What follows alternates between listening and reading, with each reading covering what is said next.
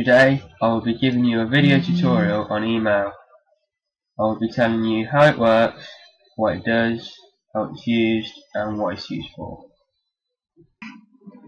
As you already know, this is how you send an email. You write your text there, and then you can either send it or you can attach things. Attachments let you attach documents such as Word documents and PowerPoints, and photos, obviously, that you send photos. I'm going to talk about email. Basically, email is a way of sending mail electronically. It was invented in the 70s but wasn't as widely used as it is today. Then it was just used for worldwide businesses to communicate. Back in the 70s, not many of us had computers anyway. Email became more widely used in the early 90s for the global communication of everyone. Email also allows you to send Word documents, audio files, pictures, and obviously text. When people started using email, you could only initially send text, but I will talk about that as I go deeper into the video.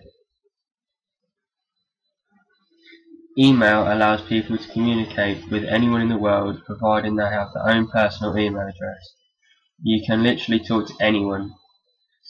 Think of it as a mobile phone. As long as you have their phone number, you can contact them. Email is basically the same concept. As long as you have their personal email, you can email them.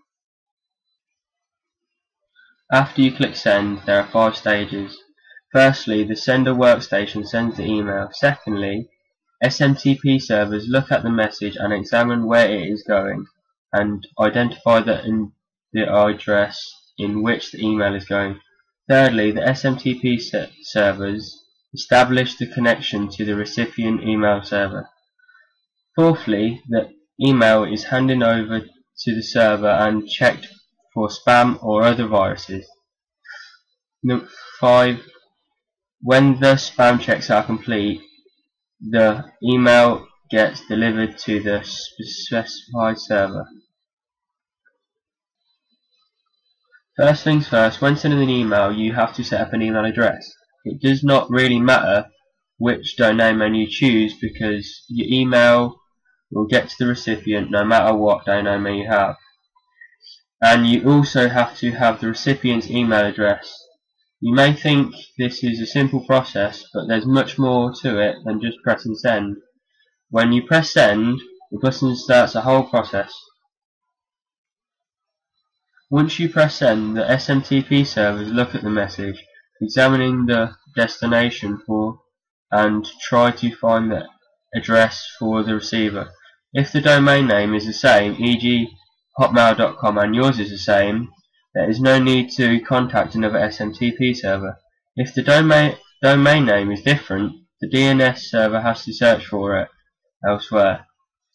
Although the DNS server has a very large database of all the host names and their IP addresses, the server will still find the domain name what it's looking for. The SMTP server will then contact the destination address and the two servers exchange data, i.e. the email is handed over to the email box. When this stage is complete, the email is then checked for spam and other viruses. When all this is complete, the email is then delivered to the recipient.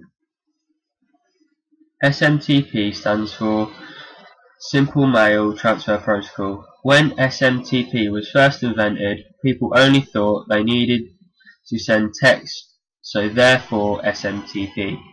But nowadays, they have extensions made that allow you to send other things such as images and videos. There is also quite a few email user agents such as Microsoft Outlook, Hotmail and Yahoo, and quite a few domain names as well, such as Yahoo, Gmail and Hotmail. It doesn't really matter which one you choose because each one of them can receive and send email. The only thing is, if two servers have the same domain name, i.e. ben@hotmail.com and jill@hotmail.com, then the SMTP server does not have to look for the other domain name because they are the same.